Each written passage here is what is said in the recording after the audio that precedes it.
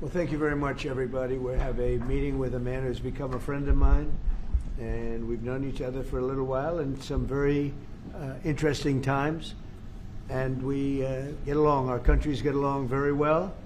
We have a great affinity for each other, and the Chancellor has been very well received in Germany. He's a very successful man, became the Chancellor of Germany, which is a big deal. And he's doing a very good job, in my opinion, a great job, very popular. And the relationship that we have in trade and everything else has been very strong. We've been able to do our deals, and it's been very strong. We'll obviously be talking a little bit about Iran today, and he's been helping us out. We've been very nice, actually. And that is coming along, as you see, very well. They have no Navy. It's been knocked out. They have no Air Force. It's been knocked out. They have no air detection. That's been knocked out. Their radar has been knocked out. And just about everything's been knocked out. So we'll see how we do. But we're doing very well. We have a great military, and they're doing a fantastic job. So we'll be talking about that. And we're talking about some very big trade deals. And those I know will work out, too. So I just want to say it's a great honor to have you at the Oval Office. The beautiful Oval Office, beautiful White House. It's a special place, even from your standpoint. And you have some very special places, too. And I look forward to being with you. Thank you very much. Thank you. Thank you, Mr. President, for having me here in this Oval Office for the third time now. Yeah. Really happy to have the opportunity to speak with you in these challenging times. We are on the same page in terms of getting this terrible regime in Tehran away, and we will talk about the day after, what will happen then if they are out.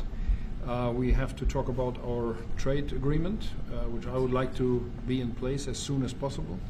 And we have to talk about Ukraine. There are too many bad guys in this world, actually, and this is an issue we have to talk about because we all want to see this war coming to an end as soon as possible. But Ukraine has to preserve its territory and their security interests, and, well, we will talk about that. We will. Looking forward to that. Well, thank you for being here. Thank you for your hospitality. Thank you for letting me spending the night in your guest house. That's right. Very, very good. Comfortable place. Hope you liked it, right? Absolutely. Yeah, great place. And a famous place. That's good. Very famous. So many former presidents. That's right. Yeah. Very famous place. Any questions, please? Mr. President, did Israel force your hand to launch these strikes against Iran? Did Netanyahu pull the United States into this war? No, I might have forced their hand. You see, we were having negotiations with these lunatics, and it was my opinion that they were going to attack first. They were going to attack. If we didn't do it, they were going to attack first. I felt strongly about that. And we have great negotiators, great people, people that do this very successfully and have done it all their lives very successful. And based on the way the negotiation was going, I think they were going to attack first. And I didn't want that to happen. So if anything, I might have forced Israel's hand. But Israel was ready and we were ready, and we've had a very, very powerful impact because virtually everything they have has been knocked out now. Their missile count is going way down. Amazingly, they're hitting countries that were, you know, let's call them neutral, right? They lived together for a long time. I think they were surprised. I was surprised. I think and now those countries are all fighting against them and fighting strongly against them. Someday they'll write a story and they'll say why they did that, but they hit countries that had nothing to do with what's going on. They were sort of leaving everything alone. All of a sudden they had missiles shot in, which shows you the level of evil that we're dealing with. They'll hit people that were actually at least somewhat friendly, and they had no problems with it. Also hitting only civilian places, hotels and apartment buildings, and we're hitting them where it is much more appropriate. We're hitting them very hard. And the big scale hitting goes now. They no longer have air protection. They no longer have any detection facilities at all left. And so they're gonna be in for a lot of hurt. These are bad people. These are people that killed. I guess it's 35,000. It's coming out 35,000 over the last 3 weeks. Protesters, 35,000 violently killed. So these are bad people, and the leader of the pack is gone. And as you know, 49 people were taken out in the first hit, and I guess there was another hit today on the new leadership, and it looks like that was pretty substantial also. So they're getting hit very hard, and we'll see what happens. A lot of people are coming forward. A lot of the people you would least suspect want to quit. They want to have immunity. They're asking for immunity, and probably at some point they'll be dropping, as you would say, laying down their guns. We'll see what happens. In the meantime, we're just continuing to go forward. Our military is the #1 in the world by far, and we are. Everything's big in my book. Venezuela was big. This is big. The original hit, Midnight Hammer, was big. Everything you view is big, but it's not considered very big by some standards, by some of our standards. We have a military like no other military that's ever been built. Mr. President, what's the worst case scenario that you have planned for in Iran? Well, I don't know if there's a worst case. We have them very much beaten militarily from the military standpoint. They're still lobbing some missiles. At some point, they won't even be able to do that because we're hitting all of their carriers. We're hitting all of their missile stock. You know, they built up all these missiles over the last few years. They had a lot of them. They've shot a lot of them, and we're knocking out a lot. I guess the worst case would be we do this and then somebody takes over who's as bad as the previous person, right? That could happen. We don't want that to happen. That would probably be the worst. You go through this and then in 5 years you realize you put somebody in who was no better. So I'd like to see somebody in there that's going to bring it back for the people. And we'll see what happens with the people. You know, they have their chance. And we've said don't do it yet. If you're going to go out and protest, don't do it yet. It's very dangerous out there. A lot of bombs are being dropped. But I would say that would be about the worst. Do you have someone in mind right now? Because you said all the people you did have in mind have been taken out. What do you think? Well, most of the people we had in mind are dead. So, you know, we had some in mind from that group that is dead. And now we have another group. They may be dead also, based on reports. So I guess you have a third wave coming in. Pretty soon we're not going to know anybody. But we have, I mean, Venezuela was so incredible because we did the attack and we kept government totally intact. And we have Delcy, who's been very good. We have the whole chain of command, and they've been, you know, the relationship's been great. We've taken out 100 million barrels of oil already. And a big part of that goes to them and a big part goes to us. And it's been great. We paid for the war many times over, and we're going to be running the oil. And Venezuela is going to make more money than they ever made, and that's great for the people. The relationship has been great. It's been seamless. Nobody's actually ever seen anything like it. If you look at Iraq, where very stupidly everybody was fired, the generals were fired, the military was fired, the police were fired, the fire departments were fired, and all of the government workers were fired. So after, you know, people would call, they had no idea. And by the way, ISIS was formed. That's where ISIS came from, all of the fired people. We don't believe in that. So we'll see what happens, but first we have to finish off the military. Crown Prince Reza Pahlavi, is he an option at all in your mind? I guess he is. Some people like him, and we haven't been thinking about too much about that. It would seem to me that somebody from within maybe would be more appropriate. I've said that. He looks like a very nice person, but it would seem to me that somebody that's there, that's currently popular, if there's such a person. But we have people like that. We have people that were more moderate. You know, these were radical lunatics, and you know what they get? They get nothing. All they do is kill people. Mr. President, what exactly was the imminent threat, Mr. President? Not your turn. What exactly? Not your turn, please. Mr. President, are you going to take the heat off the Europeans to potentially help you? Mark Rutte called on the allies to also help you. And What does that mean? Well, you have to ask Mark Rutte. He said not as part of NATO, but to be helpful to you in this. Well, some of the European nations have been helpful, and some haven't, and I'm, very surprised. Germany's been great; he's been terrific. Others have been very good, terrific. I think that the head of NATO, Mark, is fantastic. Okay, Mark Rutte. I think he's fantastic. But some of the European, like Spain, has been terrible. In fact, I told Scott to cut off all dealings with Spain. Spain, first of all, it started when every European nation, at my request, paid 5%, which they should be doing. And everybody was enthusiastic about it, Germany, everybody. And Spain didn't do it. And now Spain actually said that we can't use their bases, and that's all right. We could use their base if we want. We could just fly in and use it.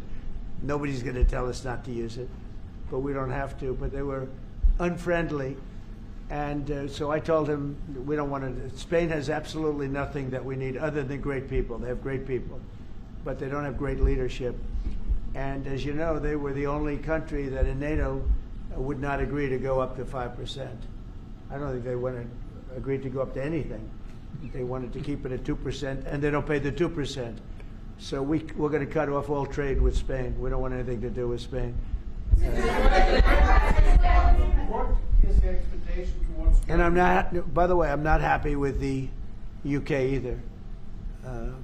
That island that you read about, the lease, okay, he made it for whatever reason, he made a lease of the island. Somebody came and took it away from him. And it's taken 3-4 days for us to work out where we can land there. It would have been much more convenient landing there as opposed to flying many extra hours. So we are very surprised. This is not Winston Churchill that we're dealing with. Mr. President, what's your expectations towards Germany? What can Germany do, and what should Germany do to help you in this conflict? Well, I think they're doing it. I mean, they're letting us land in certain areas, and we appreciate it. And they're just making it comfortable. We're not asking them to put boots on the ground or anything. I mean, we're just they're a respected country. I have a very good relationship with the country. We have, in particular, now with this leader, with this new leader. I think he's an excellent leader. I had my differences with Angela. I said, "You're hurting your country with immigration, and you're hurting your country with energy." And we have a man sitting on my right that is, I think, pretty much the opposite of her on energy and the opposite on immigration. And I think he's doing very well. Commercial air travel right now is severely restricted in the Middle East, and thousands of Americans are stranded. Why wasn't there an evacuation plan, and will you send planes to get people out? Well, because it happened all very quickly. We thought, and I thought maybe more so than most, I could ask Marco, but I thought we were going to have a situation where we were going to be attacked. They were getting ready to attack Israel. They were getting ready to attack others. You're seeing that right now. And a lot of those missiles that are hitting in, those are stationary. Those were aimed there for a long period of time at these other countries. So I think I was right about that. We attacked first. And if we didn't, it could have been, look, we're really decimating them. They're being decimated. And if we didn't, and by the way, we have massive amounts of ammunition. We have the high end. A lot of it was given away stupidly by Biden, very stupidly, for free. And I'm all for Ukraine, but they gave away a lot. As you know, when I give away ammunition, everybody pays for it. The European Union's paying for it. Then they can do what they want with it, but they are giving it, let's say, to Ukraine, and it's okay. But we gave away a lot of high-end, but we have plenty. But we have unlimited middle and upper ammunition, which is really what we're using in this war. and we have really an unlimited supply. We also have a lot of the very high-end stored in different countries throughout the world. We're literally storing it there, which is actually something that I insisted on in my first term. I rebuilt the military in my first term. The military is great. Unbelievable amount of ammunition, or munitions, as they say, we're given away to, the Wall Street Journal incorrectly covered the story when they said that it was given away to the Middle East. Not to the Middle East, it was given away to Ukraine. Very little was given to the Middle East. The Middle East would buy a lot, and some of the nations, because they're rich, they have a lot, but it was given away to Ukraine. And it just should have been done. Look, it's a war that should have never happened. If I were president, that war would have never happened. But we have a tremendous amount of munitions, ammunition, at the upper level, middle and upper level, all of which is really powerful stuff. Mr. President, a question to both of you. How worried are you that the rising prices for gas and oil are damaging the American economy, and also was the Chancellor? Yeah, do you want to go ahead? Yeah, sure. This is, of course, damaging our economies. This is true for the oil prices, and this is true for the gas prices as well. So that's the reason why we all hope that this war will come to an end as soon as possible, and we are hoping that the Israeli and the American army are doing the right things to bring this to an end and to have really a new government in place who is coming back to peace and freedom. Yeah. Something had to be done. And it's been 47 years. They've been killing people all over the world for a long time. They were the kings and fathers of the roadside bomb. Soleimani, we killed him last term. If we didn't, I think it might be a different story today. They would have been much stronger and smarter than they are. But they did the roadside bombs. 95% of the people lost their legs, arms, had their face wiped out, just wiped out. I've seen some young people that it's so sad to watch. And that was almost all, 95% comes from Iran and was Soleimani. Soleimani loved his favorite weapon. He loved the roadside bomb. And when you see people walking around with no legs and no arms and a face that's been blown to hell, these people, what they have to go and the way they have to live, this is Iran. When you look at the barracks, the famous barracks, when you look at the hostages, when you look at a lot of hostages, when you look at all of the problems, they were really a purveyor of terror all over the world for many, many years. And it's something that had to be done, and I believe that if we didn't, because I see where Congress, if I didn't do this, guys like Schumer, who are losers, the Democrats, they're losers, that's why they're not here. Guys like Schumer would say, well, you should have done this. In other words, if I did it, it's no good. If I didn't do it, they would have said the opposite, that you should have done this. But most people feel, I tell you what, I have never had more compliments on something I did. People felt it's something that had to be done. So if we have a little high oil prices for a little while, but as soon as this ends, those prices are going to drop, I believe, lower than even before. Good. Go ahead, please. Mr. President. Yes. How do you want to solve the conflict on tariffs between the EU and the US? And this Between who? The conflict of tariffs between the EU and the US. How do you want to solve And U.S. and who? EU, European Union. Union. How do you want to Well, That should also go to we won on tariffs, actually.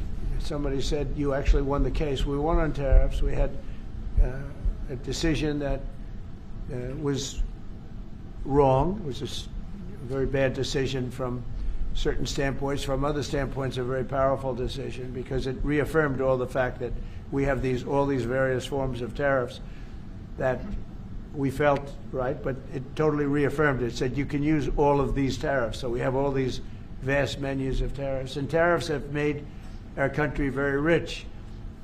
We have to charge tariffs to nations who play with their money. They move their money up and down like a yo-yo. We have to take care of nations that have been good to us and fair to us, and we're going to take care of them. Other nations They haven't, and we haven't let them take advantage of us. But the whole thing with tariffs is we had a decision that, like, as an example, we have a license situation, and the license is something that allows us to immediately stop all business with, nobody even knew we had this power, but we do now because of the decision. We have the right to stop all business having to do with a certain country. If a certain country is not treating us well, the president, without going to Congress, has the right to stop. Sort of interesting. I have the right to stop, but under that one law, I didn't have the right to charge them. So I have the right to license them, but I don't have the right to charge, which is frankly ridiculous. But the right was given to us by the Supreme Court. And we have the right, as an example, we talked about Spain. I could tomorrow stop, or today, even better, stop everything having to do with Spain. All business having to do with Spain. I have the right to stop it. Embargoes, do anything I want with it. And we may do that with Spain. What do you think? Well, sir, I think we're going to talk about it with you. I know that you have strong power. The Supreme Court clarified. We know you can use it, and if you need to use it to assure national and economic security, we'll do it. Scott, do you have an opinion? Sir, I agree. The Supreme Court reaffirmed your ability to implement an embargo, and as we've talked, from your first term, the Section 301s and the 232s have withheld more than 4,000 lawsuits, and USTR and Commerce are going to begin investigations, and we'll move forward with those. And we've instituted a 15% tariff on everybody, as you know, and just used. I'll tell you, we had a couple of paragraphs written in that opinion that were really incredible. Justice Kavanaugh wrote a fantastic dissent, but in his dissent, he said what we should do, and we knew that too. We just wanted to simplify it, and for some reason, I think, very, very foolishly, the courts decided no, but they said you can do it many other ways, and that's what we're doing. And what we've done is we've gone to a very simple, straight 15% tariff. We've taken in hundreds of billions of dollars in our country because of tariffs. So we've taken in all of this money, hundreds of billions of dollars, and honestly, it's made us very rich as a country. Right? So it's been doing good. When will you have the full plan implemented? We have a 5-month period, up to 5 months, where we can go at 15%. And while we're doing that, as you know, we're doing the various studies and things, and we'll be coming out with different tariffs on different countries. You want to talk about that first? Yes, sir. By the time the 5-month period has elapsed, we'll have completed investigations under Section 301, which Secretary Besson talked about. We know there are countries out there with deals who are very interested in keeping the deals. We need to go through and investigate all these unfair trading practices, the kinds of things you talked about, and make sure that we're protecting U.S. economic security. We know there are countries. How are we going to treat Germany? Well, I think you should hit them very, very hard. You knew he was right there when you said it. They have expressed an interest. Germany's been quite constructive in wanting to move forward and be helpful. The rest of you will talk to them as well. But obviously, I will say every single country wants to make the deal they already have. In other words, a deal that we have using the other authority, they want to make the same deal. And we'd like to see, actually, we're going to adjust it somewhat upward, actually, but they all want to stay in the deal. And so we'll probably be able to do that pretty easily. For Ukraine, after all, Iran won't be able to deliver drones to Russia anymore. So what does this war mean to Ukraine? And having Chancellor Merz sitting next to you, whom would you call if you want to talk to Europe?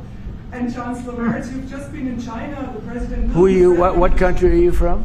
I'm from Germany.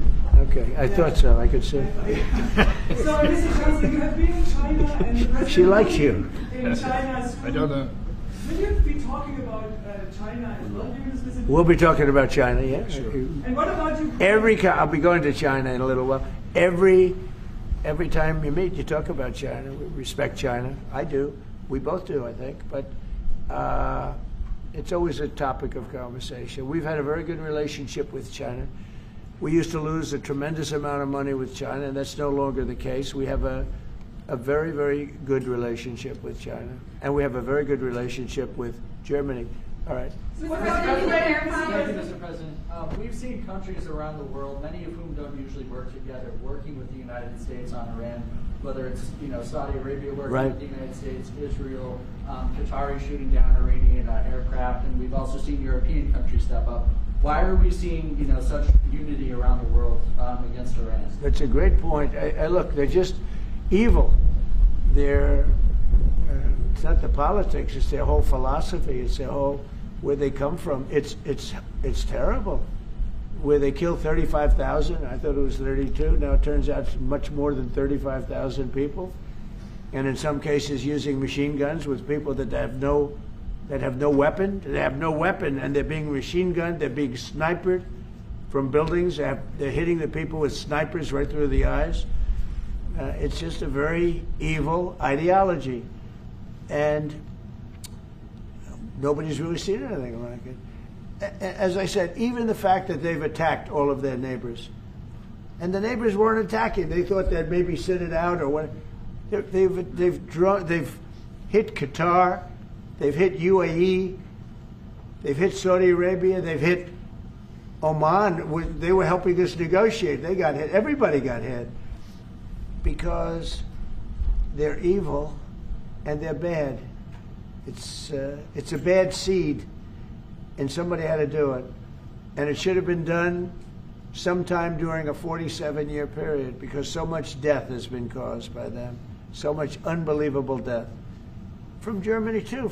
Germany's been hit. Everybody's been hit by them. It's an evil ideology, and I've never been... Look, I've done a lot of good things. So many people are saying, thank you, thank you, thank you. You see it in the streets of Los Angeles.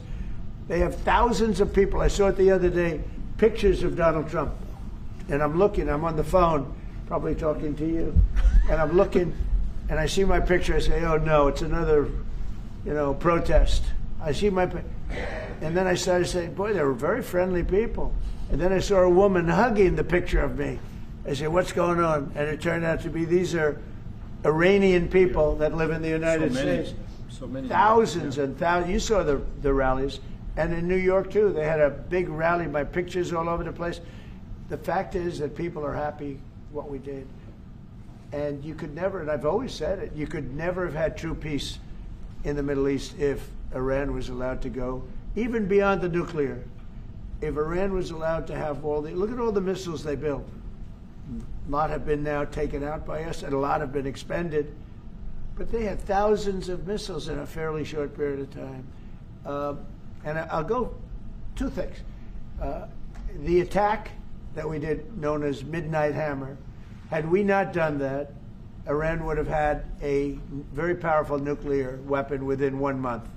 We did it. It was great timing, but, and you've been able to see that too. The other thing was Barack Hussein Obama made maybe the worst deal I've ever seen because he gave all power in the Middle East to Iran. He went the exact opposite way. And I terminated that. If I didn't terminate that deal, they would be sitting with a massive nuclear weapon 3 years ago, which would have been used already on Israel at least, and other countries also. And we wouldn't be talking about it right now. But if I didn't terminate the deal that Obama made, giving them everything, including plane loads of cash. Do you remember the airplane flew over there? It was a Boeing 757. There was two of them, loaded. They took out all the seats. It was loaded with green cash. So much cash that it was in Virginia, Maryland, and Washington, D.C. They got all the cash from all the banks. They put it, and they flew it to Iran. I never knew a president had that power. I'm going to maybe try it sometime if it's okay. I think I'm going to do it. I'll fly it somewhere. Nobody's ever seen anything like it. 2 planes loaded from floor to ceiling, big planes, Boeing 757s, taken over there and given cash.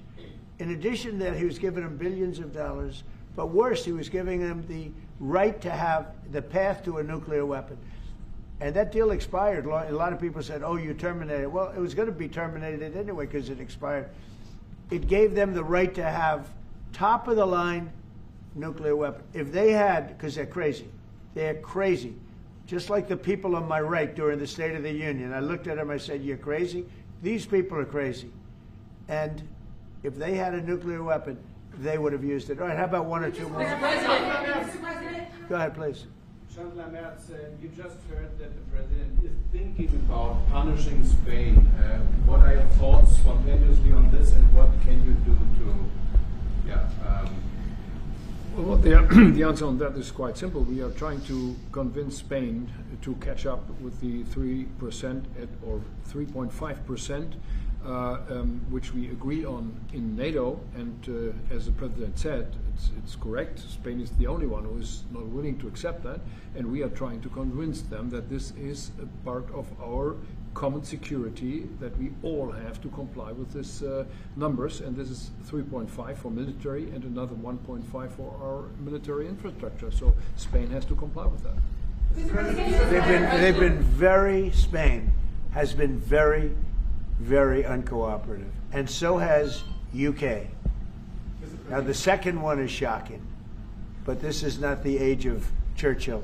I will say the UK has been very, very uncooperative with that stupid island that they have, that they gave away and took a 100-year lease, having to do with perhaps indigenous people claiming the island that never even saw the island before. What's that all about?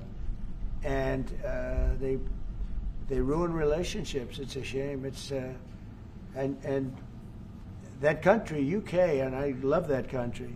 I love it. My mother was born there. I love it. My mother was born there. My father was born. Right? He knows all about my father.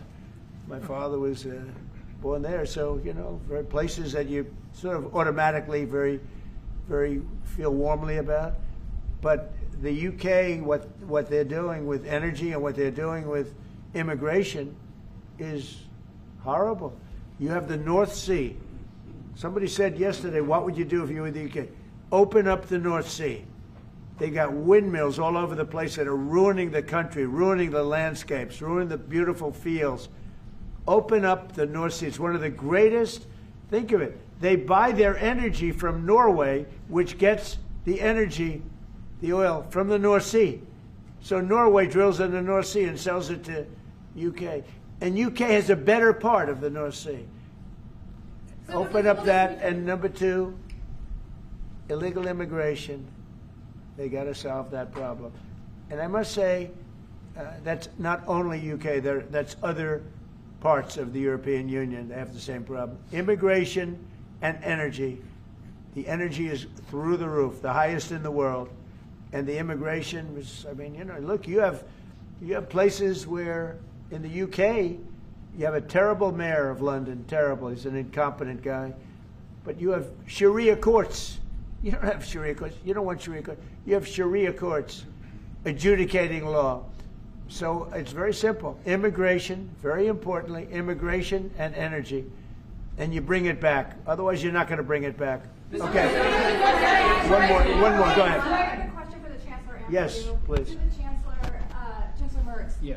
You've called for unity and joint force in this moment against Iran. What does that look like to you? And then, Mr. President, where is getting a deal with Russia and Ukraine on your priority list right now? So we, as I said, in Germany the last 2 days, we are supporting the United States and Israel to get rid of this terrible terrorist regime. And we are looking forward to a day after, and we have to talk about the strategy. What is following after this regime is away, and we have to strategize on this entire region. And we are having a high interest in common approach and common work and what we can do, and this is important not just for the Americans.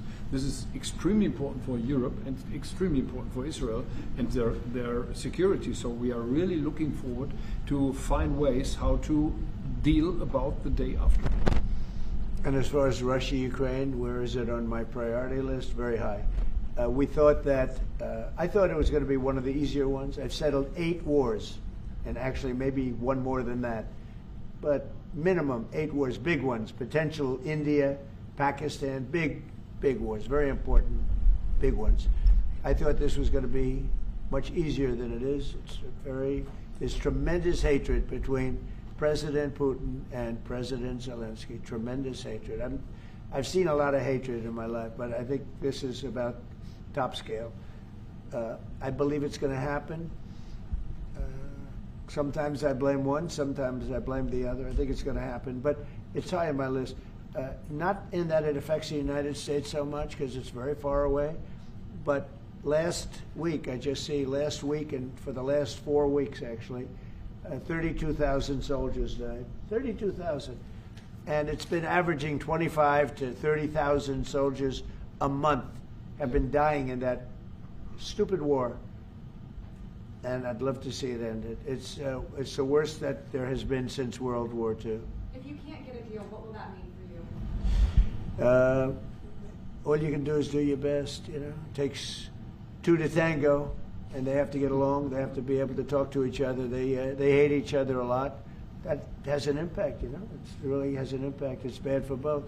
The saddest is that if the election weren't rigged, my election, that war would have never taken place.